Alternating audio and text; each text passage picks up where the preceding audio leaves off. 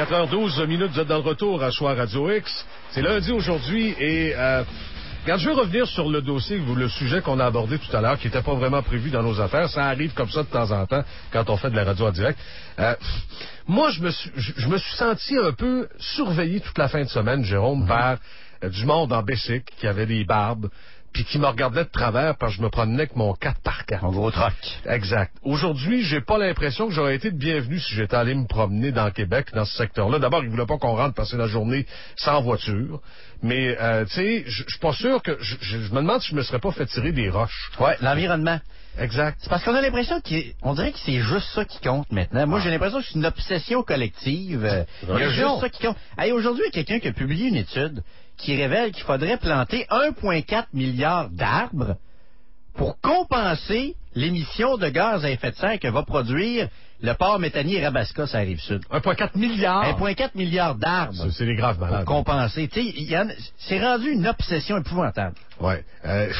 Et jusqu'où ça va aller? Moi, je vois ça un peu comme une espèce de religion, mais on dirait que c'est la religion qui génère le plus d'intégristes.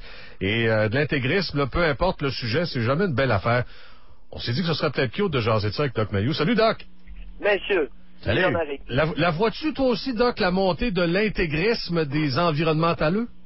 Ben, c'est-à-dire, les fanatiques ont toujours été là.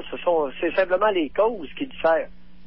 Écoute, le fanatisme religieux a laissé la place, a fait de la place au fanatisme environnemental. Alors, c'est à peu près le même monde. C'est des sautés, des poteux, des extrémistes, des patients, des personnes atteintes de schizophrénie qui sont pas soignées, qui délirent sur l'environnement. Il y a de tout ça là-dedans. Ce qui est inquiétant, c'est qu'on dirait que nos gouvernements embarquent là-dedans. Aujourd'hui, la Ville de Québec, la Ville de Montréal, ils ont toujours bien donné leur autorisation à ça, la journée sans voiture. Non, écoute, il y a une différence entre un groupe de fanatiques qui épouse une cause et le fondement légitime de la cause. Ouais. Alors, l'environnement, c'est pas de la blague, ça, là. Et on aurait avantage à ne pas laisser ça à 3-4 sauter sur le crinque. Lorsque tu parles de planter des arbres, c'est très sérieux.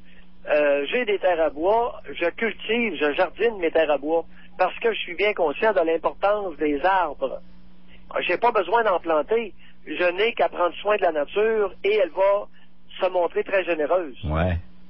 Mais je suis conscient de ça, moi aussi, Doc Mayou, là, que l'environnement, oui, il faut s'en préoccuper, mais quand les gens essayent de me montrer comment vivre, puis ton char, t'auras pas le droit de le prendre aujourd'hui dans le centre-ville, là, j'embarque pas, là. C'est ça mon problème, là.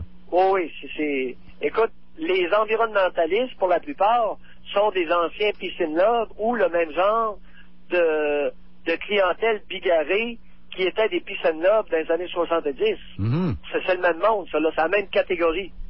Ben, tu vois, moi, ces anciens peace and love hippies des années 60-70 qui sont restés ce qu'ils étaient, qui sont restés verts, ça me dérange pas. Moi, c'est des jeunes qui sont de plus en plus, encore là, je prends le terme, intégristes, qui sont des fanatiques. Hey, là, c'est croix ou meurt, c'est le même, ça marche. Regardez, messieurs, il y a beaucoup de monde. Oui, mais il y a beaucoup de monde qui n'ont pas leur place, qui sont frustrés. Et ils épousent des causes pour écœurer les autres. Alors, il y a mille et une façons de se révolter contre une société aliénante. Et seulement par le vol hebdomadaire sur ta paye, il y a beaucoup de monde que ça les écœure au plus haut point. Et il y a des enfants entendant leurs parents critiquer l'impôt et le resserrement financier dans lequel ça les met, vont épouser des causes pour écœurer des espèces de truands, des voleurs ou des crosseurs en cravate. Mais la solution de ce monde-là, c'est toujours de restreindre, Doc. C'est toujours de m'empêcher de faire des affaires. C'est toujours de venir jouer après ma liberté. C'est quoi cette affaire-là? Comment peux-tu t'attendre qu'un individu qui est restreint devienne généreux? Tu peux pas demander à du monde de te donner alors qu'ils n'ont rien reçu. Alors, il y a beaucoup de monde et ça va s'empirer. Il y a de plus en plus de monde frustré. Alors, ils vont embarquer dans la criminalité, drogue et trafic de la drogue, ou ils vont épouser des causes, surtout pour les femmes. Alors, les environnementalistes sont principalement des femmes, quelques malades psychiatriques non traités, et des espèces de féminisés, là, style, homme rose délavé, là. Ouais, ben, nos gouvernements le sont un peu, là. Comme je le disais tantôt, ils embarquent là-dedans.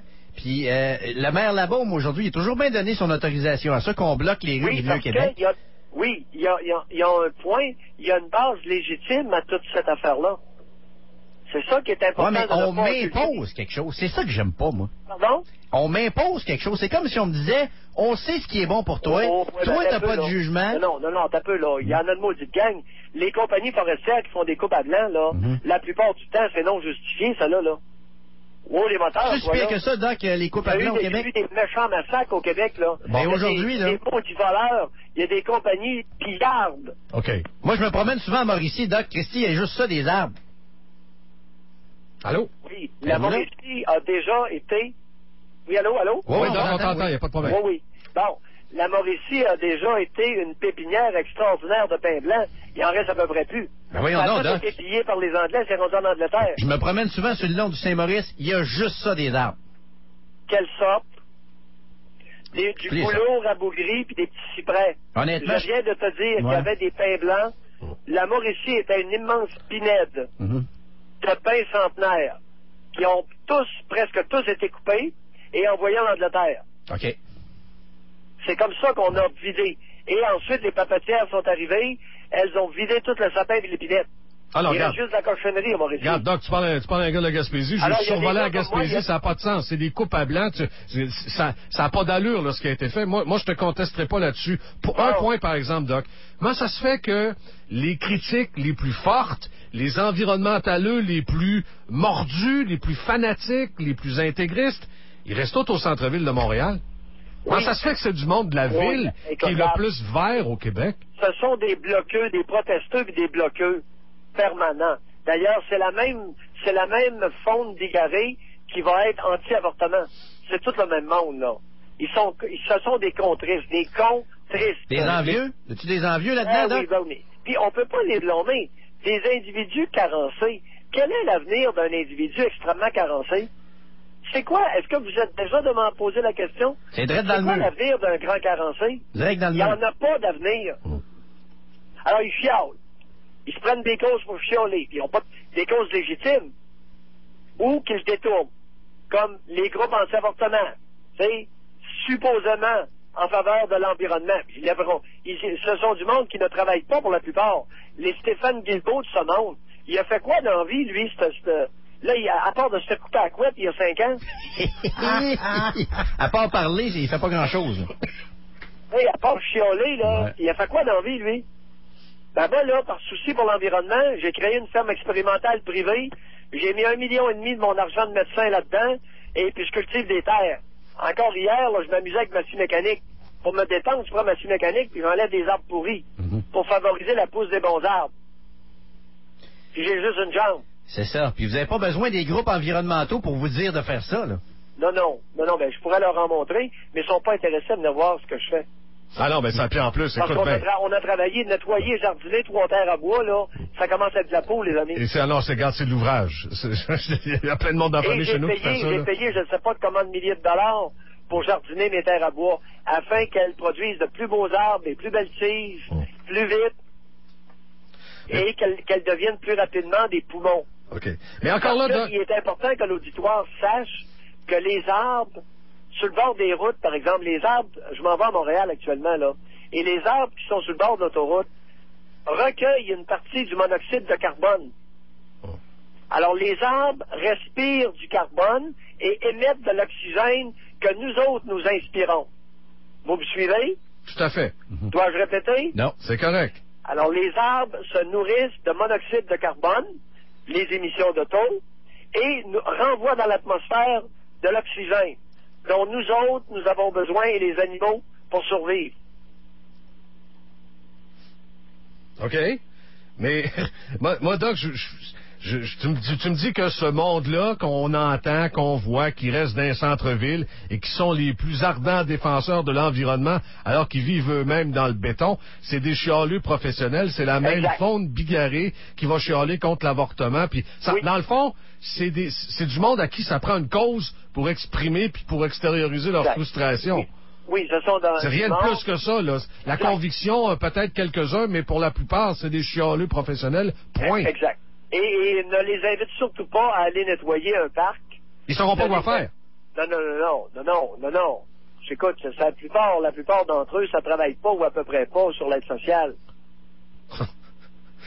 Mais il y en a au travers qui travaillent. Regarde, t'as vu là, les partis politiques, à part peut-être le Parti conservateur, puis encore, sont bandés sur ce monde-là. Là.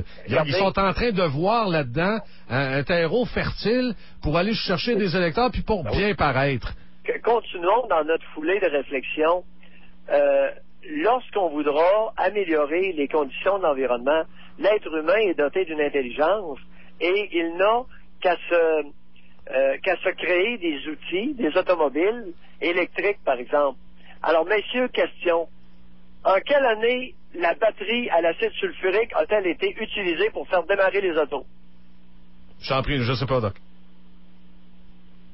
On dirait les années 1950, 1955, 1950, 1948. OK, je vais te suivre là-dessus. La batterie à l'acide sulfurique, c'est encore la même maudite cochonnerie qui est dans mon auto aujourd'hui. Ça n'a pas de bon sens, les gars. Comment se fait-il que les automobiles démarrent encore avec une batterie à l'acide sulfurique? Et ça, jamais personne n'en parle. Non, je suis le seul. Ça n'a pas de bon sens. Il n'y a eu à peu près aucun progrès dans les piles accumulatrices d'énergie depuis 1950. Allô, les copains? 60 ans plus tard, on est au même point. Hey, il y a un ingénieur qui a dormi au gaz. Expliquez-moi comment ce phénomène a pu se produire. Expliquez-moi ça. Bon point. Non, bon point. Hein? Il y a une gang de crosseurs, de voleurs qui ont tous acheté les brevets, moindrement qu'il y avait une petite innovation, parce qu'ils veulent un automobile à la gasoline qui démarre avec une maudite batterie à l'acide sulfurique. Non, regarde bien, non, bien sûr, Doc, écoute... Alors, les environnementalistes là, qui chialent, il y a des points qu'ils nous amènent qui sont légitimes. Sachons démêler le contenu du contenant. Ouais, mais là où j'ai de la misère... Ce sont des mauvais porteurs de messages, mais le message peut être intéressant. C'est parce qu'on n'est pas capable... Oui, le message peut être intéressant, mais on n'est pas capable, au Québec, de donner un message sans donner des leçons de vie avec, sans qu'il y ait une espèce d'obligation attachée, sans qu'il y ait une morale, c'est ça qui soit attaché. Ça, j'en ai plein le cul, Doc. Ben oui, mais les amis, c'est le matriarcat, tu sais... C'est le matriarcat. Écoute, ça fait suite à la religion catholique. Ouais. C'est une structure hiérarchique infantilisante. Alors, on a passé de la religion catholique, de l'évêché, au Parti québécois. Hey, c'est-tu pareil au même, là? D'ailleurs, il y en a une couple, à l'Université de Trois-Rivières, le secrétaire, c'était drôle, hein? À l'Université de Trois-Rivières, pendant des années, ils ont eu un secrétaire général, puis il était sur le conseil d'administration des hôpitaux. C'était un ancien défroqué qui vivait avec une religieuse défroquée. Hey! Cydré Brousseau! C'était-tu du pareil au même? Hey, le gars défroque, c'est la même chose, c'est le même individu, les mêmes valeurs, là, tu sais. En tout cas, on va être bien à manger avant longtemps au Québec avec les environnementalistes et les syndicats. On est bien partis. Calvasse. Vas-y, Jérôme. Hey, Doc, j'avais juste une dernière question avant de vous laisser. J'aurais aimé ça vous entendre sur un autre sujet, Doc. Stephen Harper a promis aujourd'hui de punir plus sévèrement les jeunes criminels en haut de 14 ans, ceux, entre autres, qui commettent des meurtres et des agressions sexuelles. Il veut, entre autres, permettre aux médias de publier l'identité des mineurs qui commettraient des crimes graves comme des agressions sexuelles, des meurtres, des sentences plus sévères aussi pour les jeunes meurtriers jusqu'à la prison à vie. Qu'est-ce que vous pensez de ça? Il a tout à fait raison. Parce que le meurtrier à 20 ans était meurtrier à 14 ans. Alors, les personnalités criminelles, ça commence à 9 ans. Et à 12-13 ans, ils ont envie de tuer. Alors, lorsqu'ils tuent à 14 ans, c'est le même pourri, c'est le même bandit, c'est le même tueur qui va tuer à 20 ans, à 30, à 40. OK. Ah, il a raison. Et du côté de la famille, que le tueur ait 14, 18 ou 76 ans, c'est un tueur pareil, hein? Ben, la mort reste la même, la perte reste la même, le drame reste le même. Oui, mais attendez un petit peu, là. C'est que je vous ai bien dit, un tueur de personnalité, avec une personnalité criminelle, avec une personnalité de tueur. 3-4% des hommes ont des personnalités de tueurs. Et ça apparaît, ça commence à l'âge de 9 ans. Tu sais, je vous dis pas un accident, là. Essayons d'utiliser notre jugement, là. Oh oui, des vrais meurtriers, là. Oh oui, OK. Donc, oui. Je savais qu'on s'ostinerait pas longtemps là-dessus. Les pourris qui font des vols, des braquages à 15 ans, là, braquage à domicile avec une barre de fer, ces choses-là, là. C'est sûr qu'à 20 ans, ils vont tuer. Et c'est pas qu'ils vont avoir appris ça en prison. Non, non. Ils ont une personnalité de tueur. Alors, quand vous les pincez à 14 ans, relâchez-les plus jamais. Je savais qu'on s'ostinerait pas longtemps sur celle-là, Doc. Hey, salut! Excellent. Bye. Salut, merci. Bye, Doc Mayou. Il est 4h28. Vous êtes à Choix Radio X, live à radiox.com. Si vous avez envie de nous dire des affaires.